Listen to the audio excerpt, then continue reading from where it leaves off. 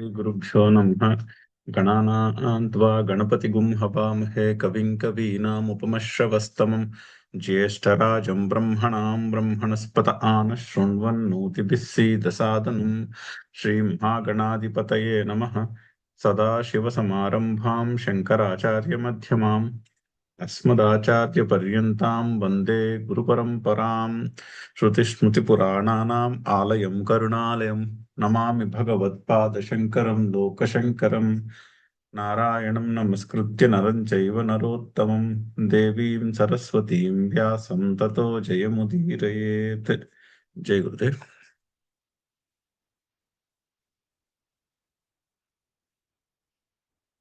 ఎనిమిదో శ్లోకం చదవాలి, మనం చదువుదాం. అహం సర్వస్య ప్రభవః మత్తః సర్వం ప్రవర్తతే ఇతి మత్వా భజంతే మాం బుధా భావసమన్వితాః. అయితే పై శ్లోకంలో అవికంపేన యోగేన యుజ్యతే అని చెప్పారు. సో ఎవరైతే ఆ పరమాత్మ యొక్క యోగము అంటే ఆ మాయాశక్తిని, ఆ విశిష్టమైనటువంటి శక్తిని, విభూతులను, ఆ విభూతిని, ఆ వైభవాన్ని తెలుసుకుంటారో వారు అవికంపేన యోగేన, అవిచలితమైన యోగము అని చెప్పారు. అంటే ఆ యోగము నుంచి జారిపోకుండా ఉండుట, సమ్యక్ దర్శనం స్థైర్య లక్షణము అని దాన్ని వివరించారు శంకర్లు. స్థిరంగా ఉండేటటువంటి సమ్యక్ దర్శనం, దాని నుంచి మళ్ళీ జారిపోకుండా అటువంటి యోగము, దానికి అవికంప యోగము అంటే సమ్యక్ దర్శన స్థైర్య లక్షణము అంటే స్థిరంగా ఉండే సమ్యక్ దర్శనము అని చెప్పారు. ఆ అటువంటి సమ్యక్ దర్శనములో ఉంటారు. అవికంపేన యోగేన యుజ్యతే, అక్కడ సంశయం లేదు అని చెప్పారు. అయితే కీదృశేన అవికంపేన యోగేన యుజ్యతే ఇది ఉచ్యతే. అయితే ఆ అవికంప యోగము ఎటువంటిది? సమ్యక్ దర్శనం ఏదైతే ఉందో స్థిరంగా ఉండడం సమ్యక్ దర్శనంలో. అయితే సమ్యక్ దర్శనం అంటే ఏంటి మరొకసారి చెప్తున్నారు. ఎటువంటి సమ్యక్ దర్శనము అన్నది ఇంకొకసారి ఇక్కడ మళ్ళీ ఇదివరకు కూడా వచ్చింది ఇటువంటిది, కానీ ఇక్కడ మళ్ళీ శ్రీకృష్ణుడు ఆ సమ్యక్ దర్శనం అంటే ఏంటో ఇంకొకసారి మనకి చెప్తున్నాడు. ఏంటి? అహం సర్వస్య ప్రభవ, ఇక్కడ ఉన్నద అహం సర్వస్య ప్రభవ మత్తః సర్వం ప్రవర్తతే ఇది మత్వా భజంతే మాం బుధాః భావ సమన్వితాః. ఒకటే సంధి ఉంది. ఆ బుధాః పక్కన దా పక్కన విసర్గ ఉండాలి. ఆ విసర్గ లోపించింది సంధిలో. సో బుధాః భావ సమన్వితాః. సో అయితే నేను అహం సర్వస్య ప్రభవ, నేను సర్వమునకు కూడా ప్రభవ స్థానము అంటే ఉద్భవ స్థానము, అంతయు కూడా నా నుంచే ఉత్పత్తి చెందుతున్నది. అయితే సర్వము అంటే ఏంటంటే, సర్వము అంటే లిటరల్ గా సర్వము, ఈ ఈ చరాచర జగత్తులో ఉండేది అంతయు కూడా, సర్వము కూడా నా నుండియే ఉత్పత్తి చెందుతున్నది. అంటే దీనికి ఉదాహరణ ఎలా చెప్తారంటే, ఆ విధంగా అర్థం చేసుకోవాలి పరమాత్మ యొక్క శక్తిని. దానికి ఉదాహరణ ఎలా చెప్తారంటే, ఇప్పుడు గులాబీ పువ్వు ఉంది అనుకోండి. గులాబీ పువ్వు వికసించింది. గులాబీ పువ్వు వికసించినప్పుడు చెట్టు గులాబీ పువ్వుతో అందుట, నువ్వు వికసించడానికి నేనే కదా హెల్ప్ చేశాను, ఈ ఈ వికసించడానికి నేనే కారణాన్ని అంత చెట్టు అంటే. మరి ఆ చెట్టు భూమి నుంచి నీరుని పువ్వుకు అందించి సూర్యకాంతి ఉన్నప్పుడు ఫోటోసింథసిస్ చేసి శక్తిని అందించి పువ్వు వికసించేలా చేసింది. సో నువ్వు వికసించేలా చేసింది నేను. ఆ వికసించిన గొప్పతనం అంతా నాది అందుట చెట్టు. అయితే అప్పుడు భూదేవి అందుట, నువ్వు నీ గొప్పతనం ఏమున్నది,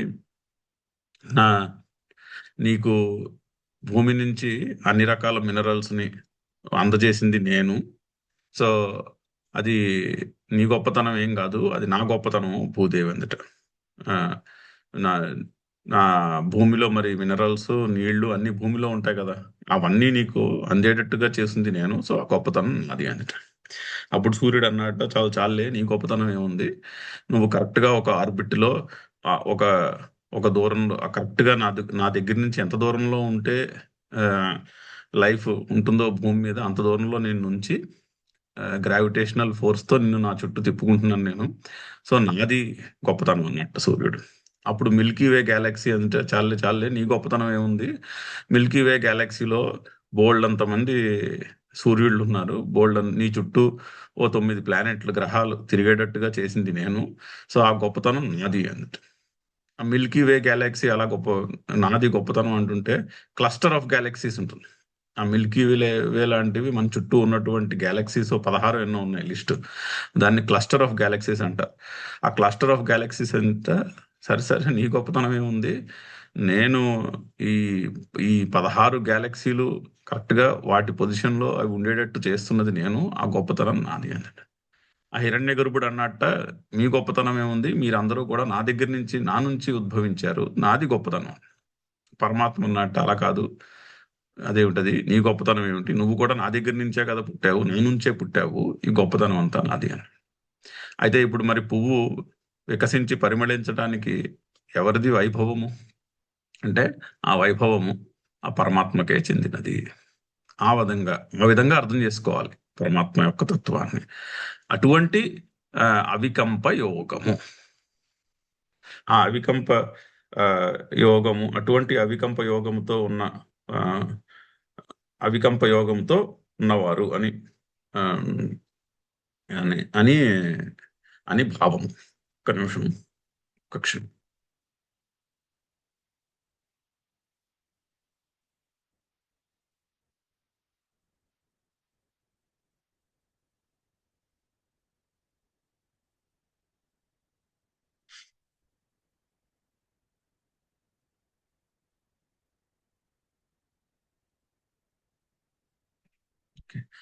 అలాగే మత్తః సర్వం ప్రవర్తతే, నా నుండియే కూడా అంతయు ఆ, ఇక్కడ జరుగుతున్నది ఆ, అంతయు కూడా నా నుండియే ఆ, ప్రవర్తించుచున్నది. ఇది ఇక్కడ జరిగేదాంట్ ఇందాక మనం ఎగ్జాంపుల్లో చెప్పుకున్నట్టు అన్నిటికీ కారణం నేను.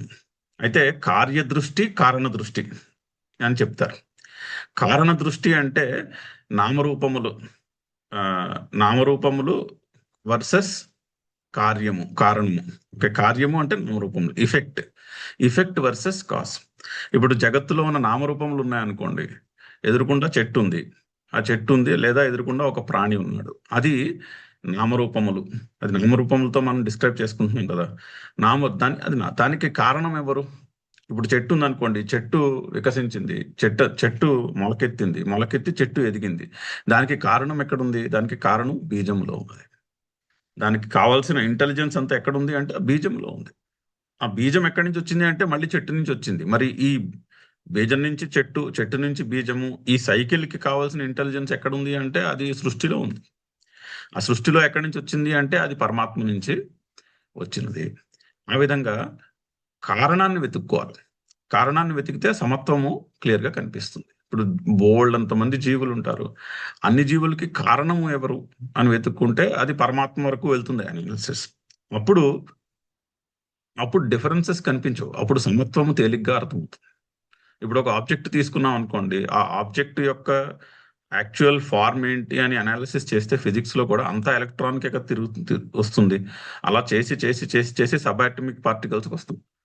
సబాటమిక్ పార్టికల్స్కి వస్తే అన్ని ఆబ్జెక్ట్స్ లోనూ కూడా అవే సబాటమిక్ పార్టికల్స్ ఉన్నాయి. వాట్ ఎవర్ ఆ లిస్ట్, ఒక లిస్ట్ ఉంది సబాటమిక్ పార్టికల్స్ అని. ఏదైతే సబాటమిక్ పార్టికల్స్ యొక్క లిస్ట్ ఉందో ఎటు వెళ్ళినా కూడా అవే కదా ఉన్నాయి. అప్పుడు సమత్వము కనిపిస్తుంది అందులో. సో ఆ విధంగా సమత్వము సమత్వాన్ని చూడాలి అంటే అహం సర్వస్య ప్రభవ మత్తః సర్వం ప్రవర్తతే. ఇది ఈ విధంగా ఉంటుంది అవికంప యోగము. అటువంటి అవిచలితమైనటువంటి పర్స్పెక్టివ్, ఆ పర్స్పెక్టివ్తో ఉంటే అదే అవికంప యోగం. ఇది మత్వా భజంతే మాం బుధాహ. బుధాహ అంటే తెలివైన వాళ్ళు ఈ విధంగా నన్ను తెలుసుకుని నన్ను భజిస్తారు. ఇది మత్వా మాం భజంతే. ఎవరు? బుధాహ అంటే బుద్ధి బాగా పదునుగా ఉన్నటువంటి వాళ్ళు. అంతేకాకుండా భావ సమన్వితాః. బుధాః అంటే పండితులు. భావ సమన్వితాః అంటే పరమార్థ తత్వము యందు దాన్నేమంటారు? ఒక పట్టు. ఆహ్, అంటే బాగా ఆ పరమాత్మ యొక్క తత్వము బాగా అర్థమయ్యి, బాగా బుద్ధిలో నిలిచిన వాళ్ళు. భావ సమన్వితాః బుధాః పండితులు. వాళ్ళే పండితులు. పండితులు ఈ విధంగా నన్ను తెలుసుకుని భజిస్తారు. అహం సర్వస్య ప్రభవః మత్తః సర్వం ప్రవర్తతే. చాలా మంచి శ్లోకం. చాలా పాపులర్ శ్లోకం కూడా. సో, అవికంప యోగము యొక్క డెఫినిషన్ ఇది. ఎటువంటి అవికంప యోగము? సమ్యక్ దర్శనము. స్థిరమైనటువంటి సమ్యక్ దర్శనము. ఎటువంటి సమ్యక్ దర్శనము? అహం సర్వస్య ప్రభవః. నేనే ఆ పరమాత్మయే అన్నిటికీ కూడా ఉత్పత్తి స్థానము. మత్తః సర్వం ప్రవర్తతే. ఆ పరమాత్మ నుండియే ఇక్కడ అన్నదంతయు కూడా ప్రవర్తిల్లుచున్నది అని తెలుసుకుని ఉంటారు. చూద్దాం భాష్యం. అహం పరం బ్రహ్మ. అక్కడ అహం అంటే పరబ్రహ్మ. ఇక్కడ భగవద్గీతలో పలుమార్లు చెప్పుకున్నాం. భగవద్గీతలో శ్రీకృష్ణుడు నేను అంటే అక్కడ శ్రీకృష్ణుడు అని కాదు. నేను అంటే పరబ్రహ్మ. ఆ పరబ్రహ్మ తత్వాన్ని సూచిస్తున్నాడు. నేను, నాది, మమ అంటే ఆ పరబ్రహ్మను సూచించే మాటలవి. సో, అహం అంటే పరంబ్రహ్మ. దానికే వాసుదేవాఖ్యం. వాసుదేవ అంటే పౌరాణికమైనటువంటి వాసుదేవుడు అనే పేరు కాకుండా వాసుదేవ అంటే కూడా ఇదివరకు కూడా చెప్పుకున్నాము. వాసుశ్చ అసౌ దేవశ్చ. అదియే వాసు. అంతయు నివసించి ఉన్నది అదియే ప్రకాశము కూడా. అంతటా ఉంది, అన్నిటినీ ప్రకాశింపచేయునది. అది వాసుదేవ. వాసు అంటే సత్. సచ్చిదానందము అంటాం కదా. వాసు అంటే అందులో సత్. దేవ అంటే ప్రకాశము. అంటే అదే చిత్. అదే ఉన్నది, అదే అన్నింటినీ ప్రకాశింపచేయుచున్నది. ఆ వెలుగులోనే అన్ని మనకి తెలుస్తున్నాయి. అందుకని అది వాసుదేవ. సో, వాసుదేవుడు అనే పేరు కలిగినటువంటి పరంబ్రహ్మ అహం అంటే. మనకి రిమైండర్ ఎక్కడికక్కడ ఈ అహం వచ్చినప్పుడల్లా రిమైండ్ చేస్తారు ఆయన. అహం అంటే అహం మమ అంటే పరంబ్రహ్మ. వాసుదేవుడు అన్న పేరు కలిగినటువంటి పరబ్రహ్మ అని అర్థం. సర్వస్య జగతః. సర్వస్య అంటే జగత్తు. సర్వము అంటే సర్వము. ఇంకా నో ఎక్సెప్షన్. సర్వము అంటే ఇక్కడ ఈ జగత్తులో ఉన్న సర్వము అని అర్థం. ఎవ్రీథింగ్ అంటే లిటరలీ ఎవ్రీథింగ్. ఇంకా అందులో మళ్ళీ ఎక్సెప్షన్ ఏం లేదు. సర్వస్య జగతః ప్రభవః ఉత్పత్తిః. ఈ జగత్ అంతటికి కూడా ఉత్పత్తి. పరమాత్మ యొక్క భావన చేస్తే ఆ విధంగా చేయాలి. పరమాత్మ ఎవరు అంటే సర్వస్య జగతః ఉత్పత్తి ప్రభవః. మత్తః ఏవ స్థితినాశ క్రియా ఫల ఉపభోగ లక్షణం విక్రియారూపం సర్వం జగత్ ప్రవర్తతే. అయితే మత్తః ఏవ ప్రవర్తతే. ఏమిటి ప్రవర్తతే? స్థితి, సృష్టి, స్థితి, లయ అనేవి ఉన్నాయి. ప్లస్ ఈ సృష్టి స్థితి లయల్లో బోల్డ్ అన్ని కర్మలు జరుగుతూ ఉంటాయి. ఆ కర్మల యొక్క ఫలములు. ఇదే కదా జగత్ అంటే. జగత్ అంటే జగత్తు యొక్క సృష్టి, జీవులన్నీ సృష్టింపబడము, అవి కొన్నాళ్ళు ఉంటాయి, మళ్ళీ ఆ సృష్టి అంతయు కూడా విలీనమైపోతుంది అదే పరమాత్మలో. అయితే ఉన్నంతసేపు కూడా ఏవేవో కర్మలు జరుగుతూ ఉంటాయి. ఈ జీవులందరూ రకరకాల కర్మలు చేస్తూ ఉంటారు. కర్మల యొక్క ఫలములను వాళ్ళు అనుభవిస్తూ ఉంటారు. అటువంటి లక్షణము కలిగినటువంటి అటువంటి విక్రియారూపం, మారిపోతున్నటువంటి తత్వం. చాలా ఇంపార్టెంట్ పదము. ఈ జగత్ ఎప్పుడు కూడా మారిపోతూ ఉంటుంది. ఇక్కడ ఏది పర్మనెంట్ కాదు. అది విక్రియారూపం. నాన్ స్టాప్ గా మారిపోతూ ఉంటుంది. ఈ రోజున్నది ఈ క్షణంలో ఉన్నది వచ్చే క్షణంలో ఉండకపోవచ్చు. ఎప్పటికప్పుడు మారిపోతూ ఉంటుంది. విక్రియారూపం సర్వం జగత్తు. ఈ ఎప్పటికప్పుడు మారిపోతూ ఉండేటటువంటి జగత్తు నా నుండియే ప్రవర్తిల్లుతున్నది. నా నుండియే పుట్టి నాలోనే ఉండి నాలోనే విలీనమైపోతున్నది అని చెప్పడం. ఇత్యేవం మత్వా. ఈ విధంగా తెలుసుకుని భజంతే సేవంతే నన్ను భజిస్తారు. నన్ను భజిస్తారు. నన్ను అంటే మళ్ళీ ఆ పరబ్రహ్మను భజిస్తారు. ఎవరు? బుధాః అవగత తత్వార్థాః.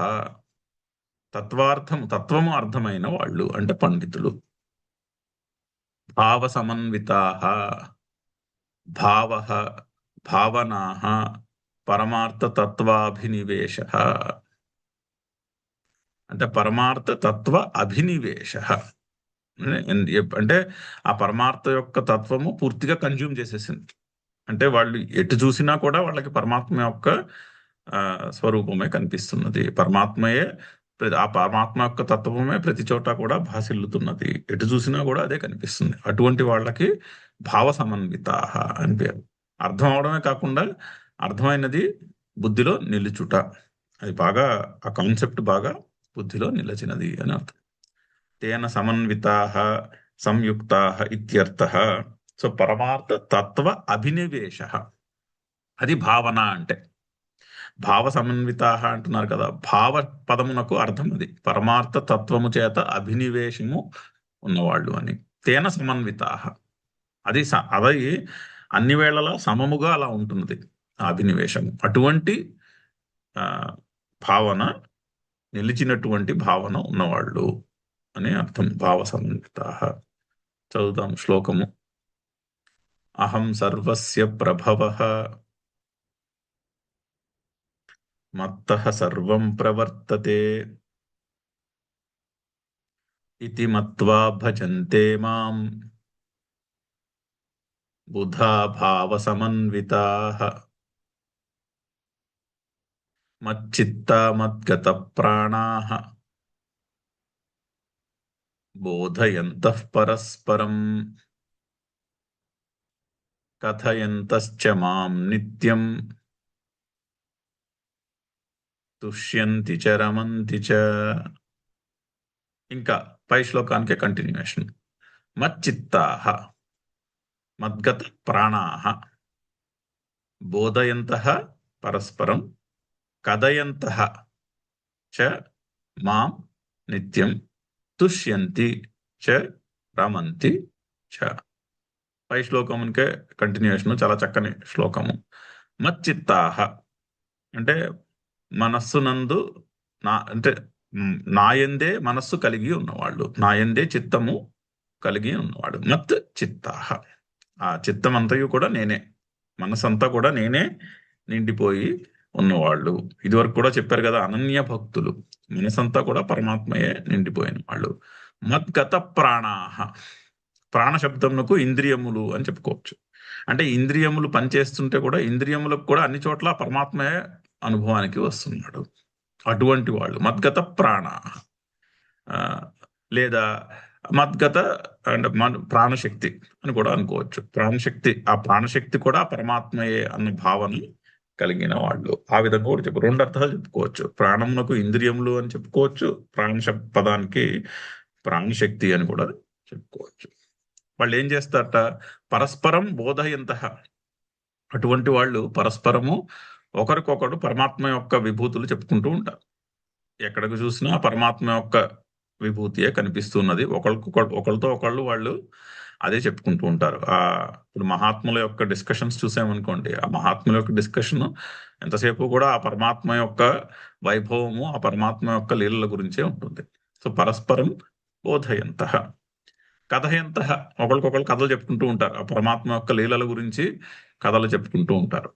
మాం నిత్యం, మాం నన్ను, నా గురించి, ఆర్ నన్నే నిత్యము పరస్పరం బోధయంతః కథయంతః అలా చెప్పుకుని తుష్యంతి చ రమంతి అలా చెప్పుకుని సంతోషంతో ఉంటారు. మనసులో తుష్యంతి అంటే ఒక సంతోషము, ఒక సాటిస్ఫాక్షన్, ఫుల్ఫిల్మెంట్ అనే అనుభవానికి తెచ్చుకుంటూ ఉంటారు. రమంతి చ దాంట్లోనే ఆనందిస్తూ ఉంటారు. తుష్యంతి చ రమంతి చ.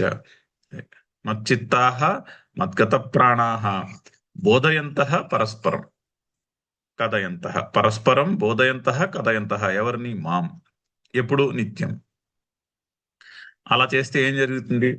తుష్యంతి చ రమంతి. సంతోషంతో ఉంటారు, ఆనందిస్తూ ఉంటారు. చదువుదాం భాష్యము. మయి చిత్తం ఏషాంతే మచ్చిత్తాః. సప్తమిలో చెప్పారు అర్థము. మయి చిత్తం, నాయందే చిత్తము కలిగి ఉన్నవాళ్ళు.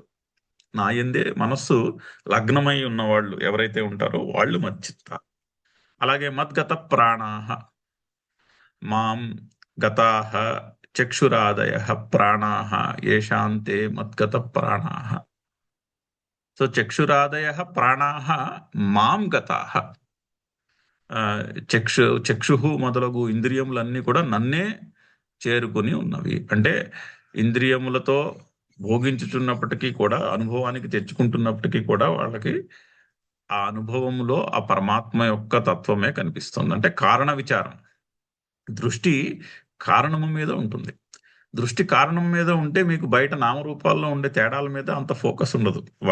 నామరూప రేదర్ నామరూపముల మీద ఫోకస్ ఉంటే రాగద్వేషములే మిగులుతాయి.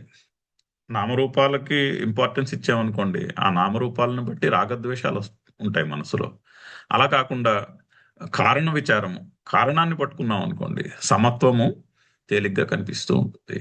సో చక్షురాదయ ప్రాణాః మాం గతాః యేషాం తే మద్గత ప్రాణాః. మద్గత ప్రాణాః అనడానికి విగ్రహవాక్యం అది, ఆ సమాస పదానికి, సమస్త పదానికి.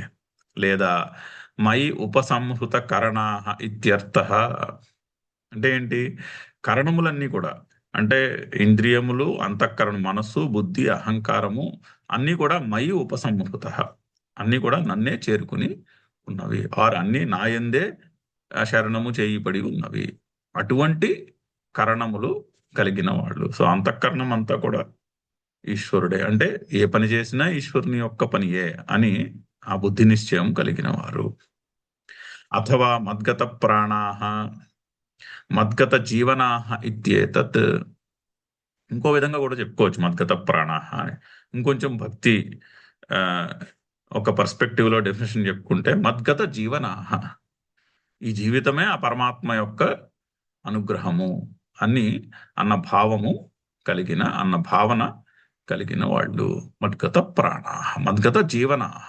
ఈ జీవితము యొక్క, ఈ జీవితము ఆ పరమాత్మ యొక్క అనుగ్రహమే కదా అని అన్నటువంటి బుద్ధి నిశ్చయము కలిగిన వాడు. అలా ఉండి బోధయంతః అవగమయంతః పరస్పరం అన్యోన్యం. పరస్పరం అంటే అన్యోన్యం, ఒకళ్ళకొకళ్ళు బోధయంతః, ఒకళ్ళకొకళ్ళు అర్థమయ్యేటట్టు చెప్పుకుంటూ ఉంటారు. కథయంతః జ్ఞాన బలి వీర్యాది ధర్మైః విశిష్టం మాం.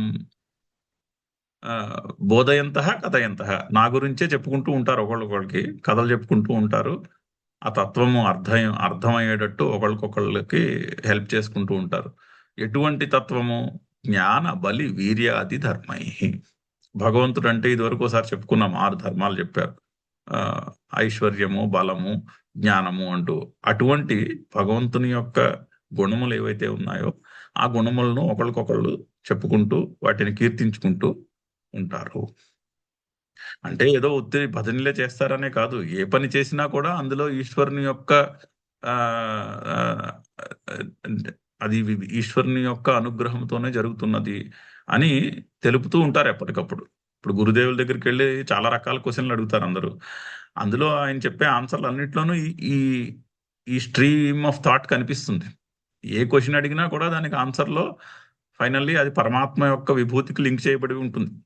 జాగ్రత్తగా పరిశీలిస్తే వాళ్ళు వాళ్ళు మహాత్ములు చెప్పే సమాధానంలో సమాధానాలు చెప్తారు, మా డిస్కషన్స్ చేస్తారు, కానీ అన్నిట్లోనూ కూడా ఆ కాన్స్టెంట్ పర్స్పెక్టివ్ ఉంటుంది. ప్రతిదీ కూడా ఆ పరమాత్మ యొక్క లీలయే, ఆ పరమాత్మ యొక్క విభూతియే అని అన్నటువంటి ఆ కాన్స్టెంట్ మనం జాగ్రత్తగా పరిశీలిస్తే వాళ్ళు చెప్పే మాటల్లో అది అన్ని మాటల్లోనూ అది కనిపిస్తుంది.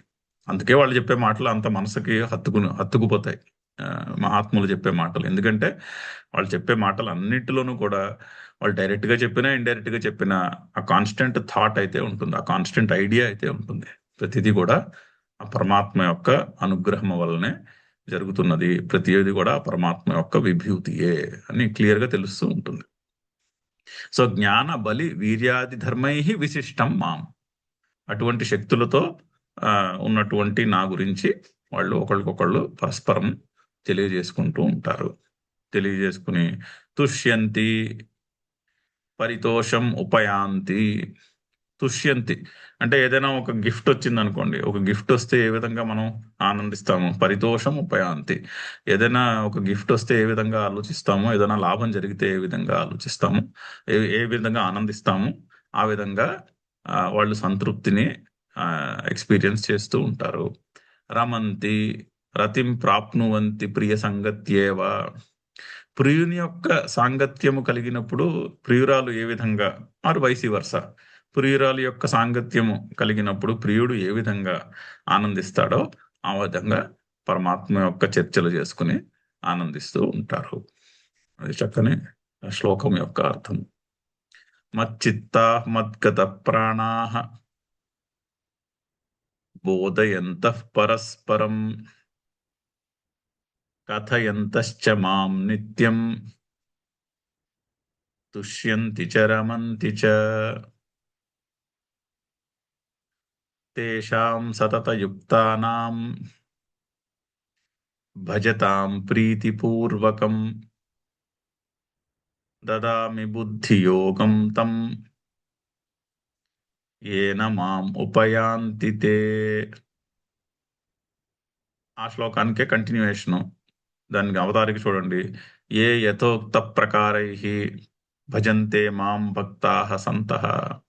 ఎవరైతే పైన చెప్పిన విధముగా అవికంప యోగము, పైన ఎక్స్ప్లెయిన్ చేసినటువంటి అవికంప యోగము చేత నన్ను భజిస్తూ ఉంటారు. యథోక్త ప్రకారై. ఏమిటే ఆ అవికంప యోగము? అహం సర్వస్య ప్రభవ మత్తః సర్వం ప్రవర్తతే అన్న విధముగా ఎవరైతే నన్ను భజిస్తారో వారు ఆ మచ్చిత్త ప్రాణాహ మద్గత ప్రాణాహ వాళ్ళైతే ఎవరు ఉన్నారో వాళ్ళకి ఏం జరుగుతుంది? తేషాం సతతయుక్తానాం భజతాం ప్రీతిపూర్వకం దదామి బుద్ధియోగం తం ఏన మాం ఉపయాంతి తే. సో తేషాం సతతయుక్తానాం, ఎవరైతే సతతయుక్తములు కలిగిన వారు ఉన్నారో వారికి, అంటే నిత్యము అదే యుక్తి, అహం సర్వస్య ప్రభవ మత్తః సర్వం ప్రవర్తతే అనేటటువంటి యుక్తి ఎవరికైతే ఉందో, అంటే అంతర్ముఖమై ఉన్నవాళ్ళు, ఎప్పుడు ఏ వేళల్లో అంతర్ముఖమై ఉన్నవాళ్ళు సతతం ఎప్పుడు కూడా అని నిత్యము నిలిచినటువంటి యుక్తి, సతతయుక్తానాం భజతాం ప్రీతిపూర్వకం, ప్రీతిపూర్వకంగా నన్ను భజిస్తూ ఉంటారో వారికి. ఎప్పుడు కూడా అంతర్ముఖమై ఉన్నవాడు ఎప్పుడు కూడా ప్రీతితోనే ఉంటాడు. ఎందుకంటే బయట నామరూపముల యొక్క అటాచ్మెంట్ రాగద్వేషాలని కలుగజేస్తుంది, కానీ అంతర్ముఖమయ్యి కారణ విచారముతో ఉన్నవాడికి రాగద్వేషములు ఉండవు. ఎందుకంటే కారణ విచారము ఇంపార్టెన్స్ ఇస్తే, కారణానికి ఇంపార్టెన్స్ ఇస్తే సమత్వమే కనిపిస్తుంది. కార్యానికి ఇఫెక్ట్కి ఇంపార్టెన్స్ ఇస్తేనే, నామరూపాలకి ఇంపార్టెన్స్ ఇస్తేనే కోరికలు రాగద్వేషాలు బయలుదేరుతాయి. కారణానికి ఇంపార్టెన్స్ ఇచ్చామనుకోండి పర్స్పెక్టివ్లో, అంతటా కూడా ఒకటే కారణం కనిపిస్తుంది. అప్పుడు ఎప్పుడూ ప్రీతియే, ఏది జరిగినా ప్రీతియే. ఎందుకంటే ఏది సుఖం వచ్చినా అది భగవంతుని యొక్క అనుగ్రహమే, దుఃఖం వచ్చినా కూడా అది కూడా భగవంతుని యొక్క అనుగ్రహమే కదా. మరి దుఃఖం వచ్చినప్పుడు ప్రీతి లేకపోవడానికి, సుఖం వచ్చినప్పుడు ప్రీతి ఉండడానికి కారణం ఏముంటుంది? రెండూ ఒకటే, రెండూ పరమాత్మ యొక్క అనుగ్రహమే అయినప్పుడు రెండూ ప్రీతితోనే స్వీకరిస్తారు. అటువంటి వాళ్ళు ప్రీతిపూర్వకం భజతాం. వారికి ఏం చేస్తాను? వారికి బుద్ధియోగం దదామి, తం బుద్ధియోగం దదామి, నేను ఆ బుద్ధియోగాన్ని ఇస్తాను. నన్ను అడిగితే ఇది మోస్ట్ ఇంపార్టెంట్ పాయింట్ భగవద్గీతలో. ఈ కర్మయోగము భక్తి యోగము యొక్క అనుష్ఠానము చేస్తే, ప్రాక్టీస్ చేస్తే, మనం సాధన చేస్తే అంతఃకరణము క్లియర్ అయ్యి బుద్ధియోగాన్ని బుద్ధియోగం ప్రసాదింపబడుతుంది. అంటే బుద్ధి పదునుగా తయారవుతుంది. బుద్ధి పదునుగా అయ్యి ఉన్నది ఉన్నట్టుగా తెలిసే అవకాశము మనకి ఇస్తుంది, అవకాశాన్ని ఇస్తుంది. సో అదే బుద్ధియోగం. బుద్ధియోగాన్ని ఇస్తానంటున్నాడు శ్రీకృష్ణ. ఎవరైతే సతత యుక్తముతో, అంటే అహం సర్వస్య ప్రభవ అనే యుక్తి అనే సమత్వమును అంతటా ఎవరైతే ఎప్పుడు ఎల్లవేళలా చూడగలుగుతారో వాళ్ళకి బుద్ధియోగాన్ని ఇస్తాను. ఏమవుతుంది బుద్ధియోగాన్ని ఇస్తే? ఏన మాం ఉపయాంతి తే, వారు దేని చేతనైతే నన్ను పొందుతారో, మాం ఉపయాంతి, అటువంటి బుద్ధియోగాన్ని ఇస్తాను. దీని భాష్యం మనము గురువారం నాడు కంటిన్యూ చేద్దాం. ఓం పూర్ణమద పూర్ణమిదం పూర్ణాత్ పూర్ణముదచ్యతే పూర్ణస్య పూర్ణమాదాయ పూర్ణమేవావశిష్యతే. ఓం శాంతి శాంతి శాంతి. హరి ఓం.